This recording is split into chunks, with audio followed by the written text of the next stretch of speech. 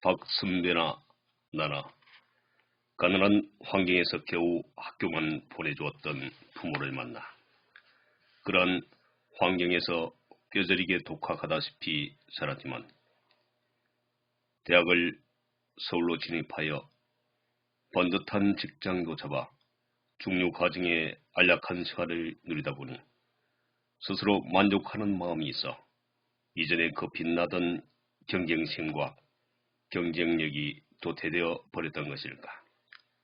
차츰 나도 진급이 늦어지면서 그런 생각을 가져보게 되었다.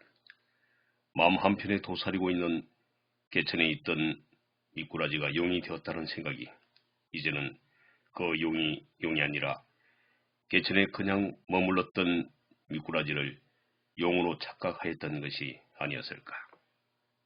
그점 그런 생각들이 꼬리를 물고 의문으로 다가왔었다.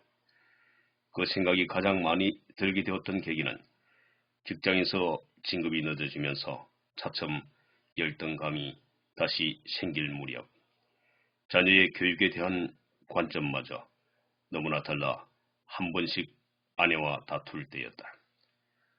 나름대로 직장에서 돈을 벌어와 어느 정도 여유를 부릴 만한 데도 생활비가 항상 쪼들렸다. 더구나 아내마저 직장에 다져 나는 어느 누구보다도 여유가 있다고 생각했다. 그런데 큰 나이가 초등학교를 졸업하고 중학교에 진학하면서부터 더욱 생활이 쪼들리기 시작했다. 아내의 자녀에 대한 교육열은 감히 상상을 초월할 정도였다.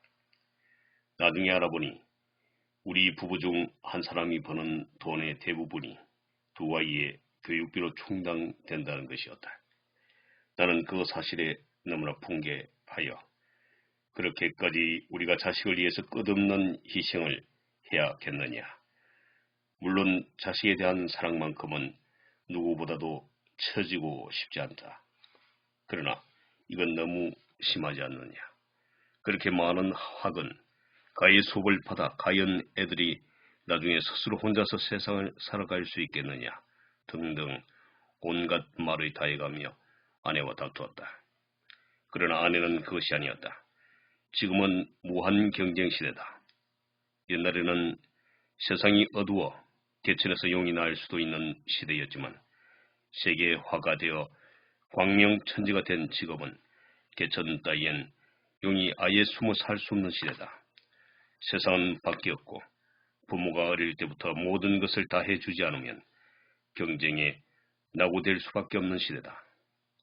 그리고 당신은 제발 옛날 것을 가지고 놀아지 말라. 옛 선인들이 진리라고 추구해오던 그런 것의 많은 부분이 현대의 과학 문명 속에선 고작 미신으로 밝혀진 것이 어디 한두 가지였나.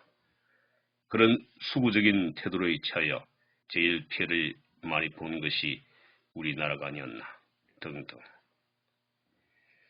아내는 자신이 자식을 이렇게 정성을 들여 키운 뒤 나중에 그 결과를 지켜보라고 했다. 그런데 그 바로 나타나는 결과가 나에게 반박을 내놓을 자료를 무식하게 만들어 버렸다. 아이들은 성적표를 대부분 만점으로 받아왔고 또 아이들이 다니는 학교에서는 3분의 1이나 만점 가까이 받는 세상이 되었다고 했다. 막상 그런 성적표를 바라보면 나는 의기소침해지고 말았다. 만점을 받아오는 자녀에게 그 방식이 틀렸니 따위는 더 이상 그들에게 주입될 틈이 없었다. 어느새 나는 도시의 환경에서 자라난 아내의 공부 방식에 혀를 내둘렀고 이전에 시골에서 만났던 고향 여자친구와 만나 결혼하였다면 어땠을까 하는 생각을 해보기도 하였다. 아무래도 아내같이 지독하지 못했을 것이고 그렇다면 그 결과도 뻔할 거라는 생각이 들었다. 되풀이 되는 가난을 안고서 천대받으며 살아가고 있는 생각조차 하기 싫은 민욱이와 민지의 모습이 상상되기까지 했다. 내가 근무하는 회사도 뒤숭숭했다. 모두들 자식만은 오로지 남보다 앞서가는 사람으로 만들기에 들어가는 사교육비가 태산같이 버티고 있는 마당이네. 회사에서 근무하는 우리들은 살 얼음판을 긋고 있었다. 매스컴은 열일 구조조정이다. 외환 보유가 바닥이 나 환율은 치솟고 물가는 하늘 높은 줄 모르고 천정부지로 올라갔다. 많은 회사들이 문을 닫았다. 문을 닫는 회사가 늘어남에 따라 그 숫자만큼 일자리도 줄었다.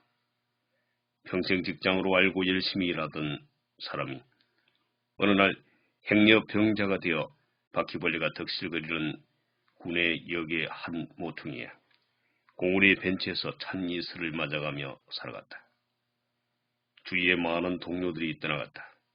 그 속에 박 선배도 포함되어 있었다. 어수선한 분위기 속에 내가 겨우 살아남은 것은 기적이라 할 만했다. 그리고 아직 얼마 되지 않은 근무 연한도 도움이 되었다. 그런 와중에 부도를 맞고 무너지는 기업도 절비했다. 그러나 그런 틈바구니 속에서 오히려 돈을 버는 얌체족도 있었다. 남들은 젖먹이에 돌반지도 내어놓아 외환을 비축하자는 판에 집구석에 어두컴컴한 금고 속에서 잠자고 있는 딸려가 끝없이 올라가 돈을 왕창 한번 벌어보자는 이도 있었다. 세상 인심은 극도로 흉흉해지고 있었다. 그러나 무엇보다도 중류 가정이 무너지고 있었다.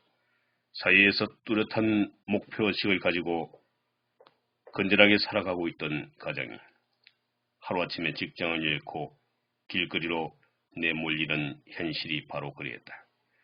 사업을 잘 꾸려가던 사람이 하루아침에 부도를 내고 채권자들의 위협 속에 야반 도주를 하는 일이 부지기수로 늘어났다.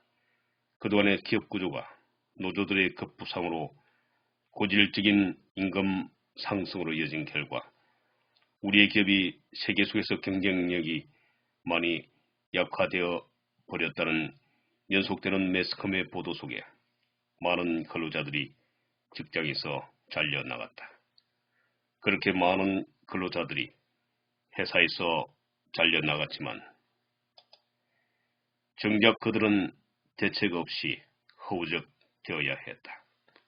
하루아침에 중류에서 하층민으로 전락을 해버리는 꼴이었다.